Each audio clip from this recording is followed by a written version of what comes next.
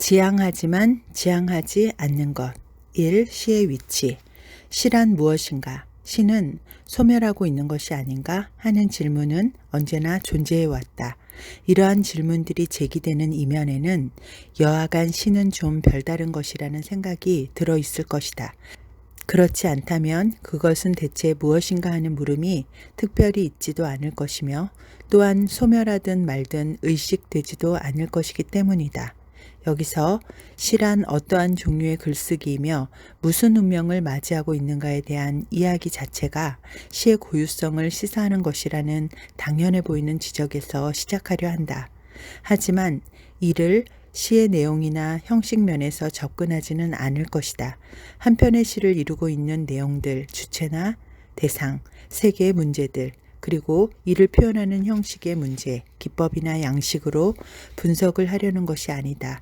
시를 내용과 표현의 문제로 보는 것은 언제나 효과가 따라붙는 적절한 해법은 아니다. 이러한 태도는 시란 무엇인가에 대해서 안전하게 포괄적인 논의를 불러일으킬 따름이다. 이 글은 그렇게 전반적인 문제를 다룰 준비도 의도도 가지고 있지 않다. 이 글은 시란 무엇인가, 어떤 시를 지향하고자 하는가 하는 논의를 내용이나 형식 면에서가 아니라 위치에 의해 살펴보고자 한다. 다시 말해 시란 어디에 있는 글인가, 어디에 있어야 하는가, 또한 어디를 넘어서는가 등등이다. 위치를 묻는다는 것은 시의 언어적 성격의 의의를 통시적이고 공시적으로 조망하는 것이다. 이러한 이야기들이 어우러져 시의 독자성이 두드러지는 계기가 될 것이다. 우선 기본적으로 시는 인간의 언어 활동의 가장 유동적인 부분에 위치한다고 할 수 있다. 여기서 유동성이라는 것은 부동성이라는 대비항과 같이 생각해 보는 것이 좋을 것이다. 존재하는 온갖 종류의 글들을 일렬횡대로 늘어놓는다면 그 지시하는 바가 얼마나 명확하고 고정적이냐, 그렇지 않냐 하는 정도에 따라 좌에서 우까지 혹은 우에서 좌까지 다양한 종류의 글이 배열될 수 있다. 좌든 우든 어느 쪽이어도 상관없다.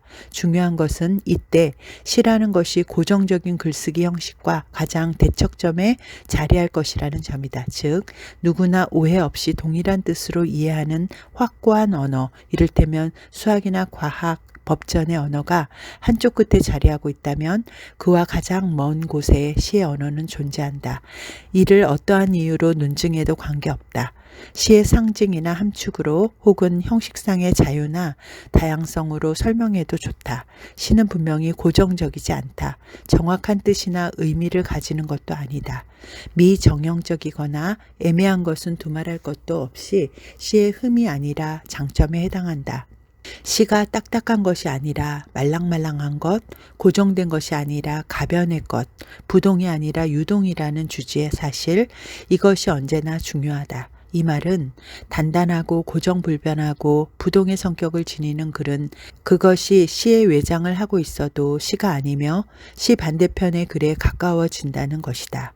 굳어진 감각이나 사유는 굳이 시라고 할 필요도 없다.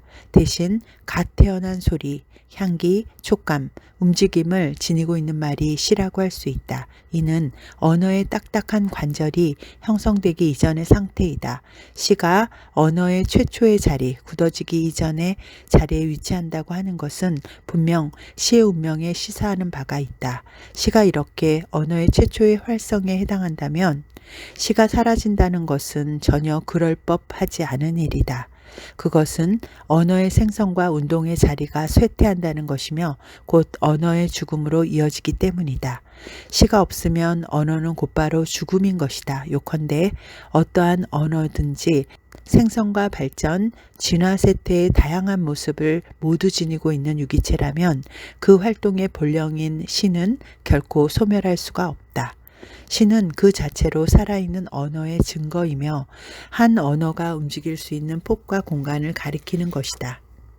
2. 위치 내에서의 위치. 시가 수학이나 과학의 언어와 반대되는 곳에 위치한다고 하는 것은 물론 기본적인 전제에 지나지 않는다. 좀 더 구체적으로 다가가 보면 시의 위치 안에는 한 편 한 편 상이한 편차를 가진 시들이 존재하는 것은 말할 것도 없다. 당연한 이야기지만 시 안에는 다시 유동과 부동의 스펙트럼을 다양하게 드러내는 시들이 포진되어 있다. 이것을 시라는 위치 내에서의 개별적 시의 위치라 부를 수 있을 것이다. 한 언어가 굳어지지 않도록 언어의 활성으로 존재하는 것이 시 본연의 모습이기는 하지만 사실 이것은 몇몇 선구적 경우에 해당되는 것이기 쉽다. 시 안에서도 그 활력을 추동해내는 시가 있는가 하면 분명 활성이 둔화되는 시도 있다. 보다 더 많은 에너지와 감각의 생성, 교란이 진행되는 시가 있는가 하면 확산의 속도가 느려지면서 이것이 공유되고 진정되는 시가 있는 것이다. 감각도 진화하고 생사의 흐름에 있다. 지속적으로 새로운 감각을 창출해내는 것은 용이하지 않으며 이미 산출된 것은 적응을 거쳐 소비된다.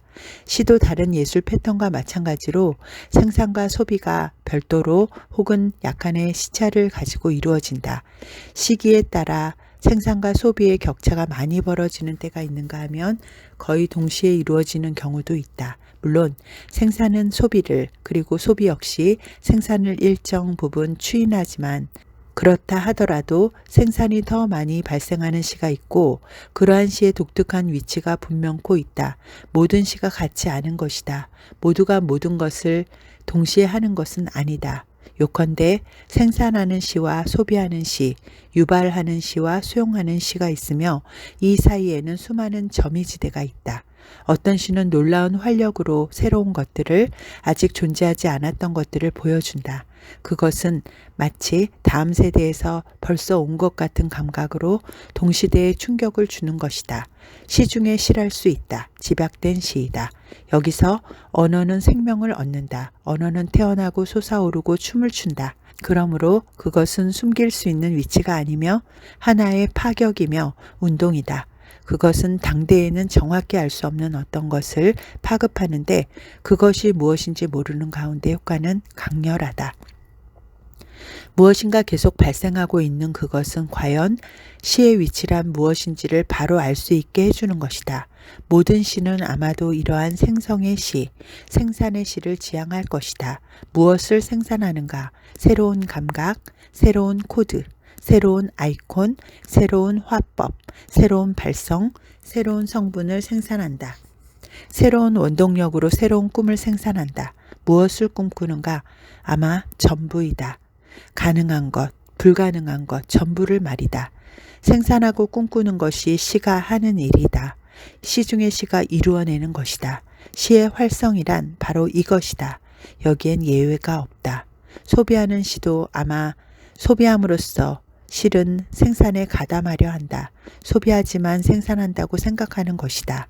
생산을 포기하는 시는 없다.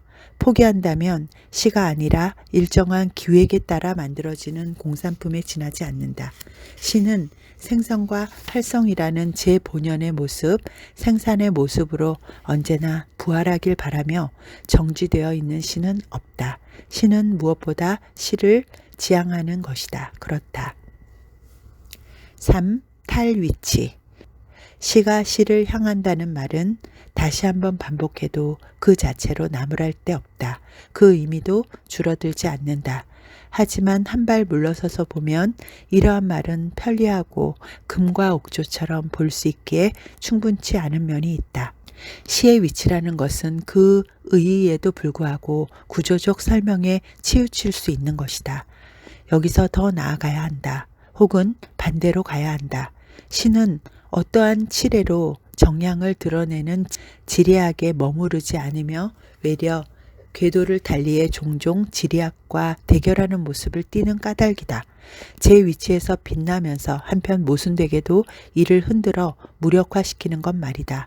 아이러니하게도 시의 위치라는 것은 벗어버리는 데에 의미가 있는 것처럼 보이기도 한다. 이를테면 이렇다. 시 중의 시, 생산의 시는 위치 내의 위치라 할 수 있다. 압도적인 위치이다. 하지만 사실 이러한 시는 위치에 취미가 없다. 그것은 위치를 잡는 순간 이미 위치를 벗어난다. 가장 뚜렷하게 위치한다는 것은 역설적으로 위치에서 자유로워지는 것이다. 그것은 이제 위치 너머로 나아간다. 일종의 탈위치이다. 위치 그 자체이기에 위치를 잃어버리는 것이다.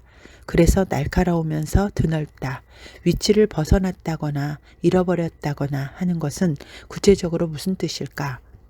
다른 담론과 구별되는 시의 위치, 그리고 시 안에서 다른 시들보다 더 생산적인 위치라는 이 이중의 위치 감각이 사라져 버리는 것은 어떤 의미를 가지는 것일까?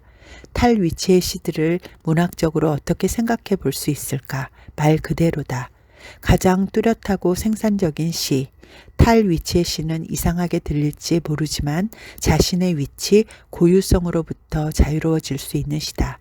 그것은 자신의 독자성에 모든 것을 의지하지 않으며 어느 순간에 이르면 다른 것과의 구별도 중요하지 않다. 경계를 긋는 것이 아니라 반대로 경계를 지우는 쪽에 서는 듯이 보인다. 탈위치의 시는 자신을 헐어 자신이 아닌 것 속으로 스며들어간다. 즉 자신의 생산성을 과감하게 비생산적 언어, 비지시적인 관습에 개방하고 자신의 반대편에 있는 것들과 기어이 몸을 섞는다. 그리하여 딱딱한 것, 고정된 것, 부동의 것과 거리를 두는 것이 아니라 그것을 뚫고 들어가고 아우르고 불분명해진다. 쉽게 말하면 시적이지 않은 언어 패턴, 사유 그 모든 것과 더불어 비생명을 나누는 현상이 일어난다. 개별적 위치는 사라진다. 경계가 사라지고 그 위치는 넓어져 모두의 영토가 된다. 가시적 위치를 고집하는 것이 아니라 영토를 확대하는 것이다. 탈위치의 시는 요컨대 자신의 담론의 핵심에 갇히지 않는다. 생산성은 비생산성을 향해 나아가고 비시를 포괄하는 방식으로 비시가 들어서게 한다. 시는 비시를 경유하는 시가 되는 것이다. 시와 비시는 나란히 같이 있게 된다. 시는 비시고 비시는 시다. 이것은 가장 강렬하게 효과적으로 비시를 습격하는 방식이다.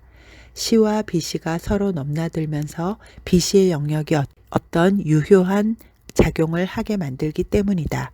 탈위치라 네거티브하게 지칭했을 뿐 이러한 시를 무어라 말할 수 없다. 선명한데도 상용 중인 언어로 포착되지 않는다. 무심히 흘러가도 머물러 있으며 머물러 있는데도 잡을 수가 없다. 이러한 시는 위치를 알려주는 하나의 입구를 가지고 있지 않다. 입구가 너무 많다면 특별한 패스워드란 무의미할 것이다. 마찬가지로 출구가 너무 많다면 출구를 찾으려 애쓸 필요도 없다. 이러한 시는 입구와 출구의 구별이 없어 우리가 어떻게 들어섰는지, 어떻게 시를 통과한 것인지 알 수 없게 한다. 어떻게 이 시를 이해하는지 개괄할 수가 없는 것이다. 그뿐 아니다. 탈위치의 시에는 입 출구뿐 아니라 안과 밖이 별개로 존재하지 않는 듯 보인다. 세계와의 접촉은 감지되는데 그 경계가 분명하지 않아서 회독 가능한 전면을 추려내기 쉽지 않은 것이다. 세계에 대한 내면이 없으므로 외면도 없고 그 역도 마찬가지다. 드러난 표면과 숨은 의미라는 것도 따로 없다. 이면과 표면의 차이가 존재하지 않는 것이다. 아니, 차이를 사라지게 하는 시이다. 이 시는 어디서 와서 과연 어디로 가는 것인가? 다만 한 가지 분명한 것은 탈위치의 시는 시라는 것이 언제나 동력이지 요소는 아님을 알게 해준다는 점이다. 이때 동력이란 스스로에게 낯설어질 수 있는 힘, 이질성을 키우는 힘이다. 또한 자신과 닿아 있지 않은 것, 비지시적인 것, 아직 시적이지 않은 것으로 향하는 힘이다. 소리, 진료, 물성, 형태를 갖지 못한 것들과 접촉하는 힘이다. 이 힘으로 탈위치의 시는 위치로부터 떨어져 나간다. 자신의 무리로부터 도열해 있는 글쓰기의 위계적 군단으로부터 기존의 언어적 양상으로부터 세계에 대한 표상의 구조로부터 지속적으로 떨어져 나간다. 시는 시를 지향하는 것이기에 시를 떠난다. 시문학사는 기존의 문학사에서 탈위치한 시들을 이은 것에 다름 아니다. 동서고금을 막론하고 이러한 시들은 문학사에 포섭되는 것이 아니라 문학사를 새로 창출해낸다. 오늘의 현대시도 이런 것이 아닐까? 시를 지향하지만 한편으로 시를 지향하지 않는 것. 시를 지향하지 않는 시를 지향하는 것이 아닐까? 오직 벗어나는 것. 떨어져 나가는 것. 위치를 탈 위치로 끊임없이 번복하는 것이 아닐까?